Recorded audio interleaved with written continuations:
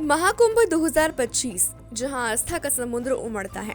लोग गंगा में डुबकी लगाकर मोक्ष की कामना करते हैं, लेकिन इसी आस्था के संगम में किसी ने इंसानियत को भी डुबो दिया। इस भीड़ और भक्ति के माहौल में कुछ ऐसी परछाइयां भी थी जो अपने काले इरादों के साथ छिपी हुई थी। जहां महिलाएं निडर होकर स्नान करने आई थी, वहीं किसी छिपी निगाहों ने उन्हें कैद कर लिया। उनके निजी पलों को चुपचाप रिकॉर्ड किया गया और फिर बेच दिया गया। महिलाओं के स्नान करते हुए ये वीडियो टेलीग्राम चैनल्स और खुलेआम बिक रहे हैं। आखिर कौन है ये लोग जो महाकुंभ की पवित्रता को गंदगी में डुबो रहे हैं? पुलिस अब तक क्या कर पाई है? और सबसे बड़ा सवाल, क्या अगली बार ये किसी और के साथ हो सकता है? अगर आप भी महाकुंभ में मौजूद हैं या महाकुंभ आने वाले हैं, तो ये खबर आपके लिए बहुत जरूरी है। आपको बताते हैं इस चौंकाने वाले मामले की पूरी कहानी। उत्तर प्रदेश के प्रयागराज में चल रहे महाकुंभ में अब तक 55 करोड़ से भी ज्यादा लोग स्नान कर चुके हैं और अब भी हर दिन यहाँ लाखों लोग आस्था की डुबकी लगाने आ ही रहे हैं, जिसमें बच्चे, बड़े, बुजुर्ग और महिलाएं भी शामिल हैं। ऐसे माहौल में ये खबर आपको शायद चौंका सकती है। जरा सोच कर देखिए, जिस पल आप आस्था में गंगा स्नान कर रहे हो, अगर उस पल कोई व्यक्ति आपके फोटोज और वीडियोस को गलत तरह से रिकॉर्ड करे तो ये कितना शर्मनाक है, कितना निंदनीय है। कुछ ऐसा ही हुआ गंगा मां में स्नान करने आई महिलाओं के साथ। महाकुंभ में जब लाखों श्रद्धालु गंगा में स्नान करने पहुंचे, लेकिन तभी इस भीड़ में कुछ लोगों ने छिपे कैमरों से महिलाओं के नहाने और कपड़े बदलने के वीडियो रिकॉर्ड कर लिए। इन वीडियो और तस्वीरों को टेलीग्राम चैनलों पर 3000 रुपए तक में बेचा भी गया। जहां लोग मोक्ष की कामना करने आए थे, वहीं कुछ लोग पाप भी कमा रहे थे। जैसे ही खबर फैली तो सवाल उठने लगे कि आखिर इतनी सुरक्षा के बावजूद ये वीडियो कैसे रिकॉर्ड किए गए। जैसे कि हम सभी जानते हैं, कितने बड़े आयोजन में भीड़ उमड़ी थी। इसका फायदा उठाकर कुछ दरिंदों ने छिपे कैमरे और मोबाइल फोन का इस्तेमाल किया और कहीं ना कहीं सुरक्षा में मौजूद खामियों की वजह से भी महिलाओं की निजता भंग हो गई। ना कोई कैमरा चेकिंग, ना कोई निगरानी, और इसी का नतीजा है ये शर्मनाक हरकत।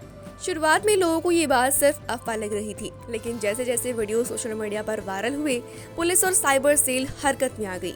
टेलीग्राम और इंस्टाग्राम पर ऐसे चैनल और अकाउंट्स मिले जो इन वीडियोस को वाकई में बेच रहे थे। अगर ये अफवाह होती तो पुलिस इतने चैनल्स को ब्लॉक नहीं करती। ये हकीकत है, और वो भी बेहद डरावनी, क्योंकि अब महिलाएं धार्मिक स्थलों पर भी सुरक्षित नहीं हैं। रिपोर्ट्स में बताया जा रहा है कि इन चैनल्स ने वीडियो का अलग अलग कलेक्शन तक बना दिया है। यहाँ तक कि इनमें से कुछ लिंक्स को ओपन करने पर आपको पोर्न साइट्स की तरफ रिडायरेक्ट किया जा रहा है। सबसे हैरान करने वाली बात तो ये है कि इनमें ज्यादातर वीडियोस कुंभ स्नान की हैं। बस इन्हें कुंभ स्नान और इस तरह के कीवर्ड के साथ शेयर किया जा रहा है। इन वीडियोस की वजह से टेलीग्राम पर ओपन बाथिंग यानी कि खुले में स्नान की सर्च अचानक से बढ़ गई है। सबसे ज्यादा हैरान करने वाली बात तो ये है कि इन महिलाओं की निजता की कीमत क्या लगी। इन वीडियो को टेलीग्राम पर 1999 रुपए से लेकर 3000 रुपए तक बेच दिया गया। टेलीग्राम चैनलों पर लिखा था एक्सक्लूसिव महाकुंभ वुमेन स्नान वीडियोस, और इसके लिए बकायदा सब्सक्रिप्शन की भी मांग की गई। तो अब किसी की इज्जत की कीमत सिर्फ 1999 रुपए थी। ये कैसा समाज बन रहा है हमारा, जिसमें किसी भी महिला की इज्जत का मोल लग रहा है? इस पूरे मामले के बाद सबसे बड़ा सवाल था कि आखिर इतने शर्मनाक हरकत करने वाले लोग कौन थे जो ये वीडियो बना रहे थे। पुलिस जांच में पता चला है कि कुछ लोकल असामाजिक तत्वों ने भीड़ का फायदा उठाकर ये वीडियोस बनाए हैं। कई जगह छिपे कैमरे लगाए गए थे और कुछ लोगों ने मोबाइल फोन का इस्तेमाल किया है। वहीं अब पुलिस उन सभी की तलाश कर रही है जो इस घिनौने काम में शामिल हैं। पुलिस ने अब तक 13 लोगों पर FIR दर्ज की है और 113 संदिग्धों की पहचान भी की गई है। टेलीग्राम चैनल, CCTV चैनल 11 और इंस्टाग्राम अकाउंट @neha1224872024 के खिलाफ केस दर्ज हुआ है।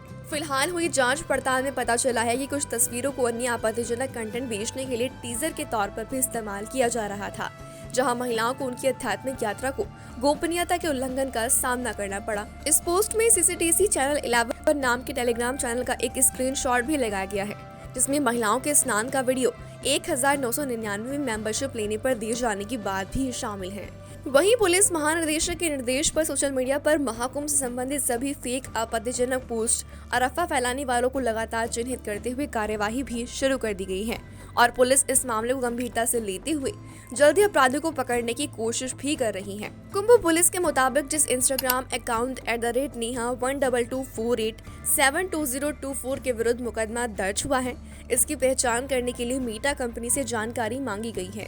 लेकिन सवाल है, क्या ये कार्यवाही काफी होगी ऐसे लोगों के खिलाफ? ये तो हम सभी को पता है कि महाकुंभ जैसे आयोजन में लाखों लोग आते ही हैं।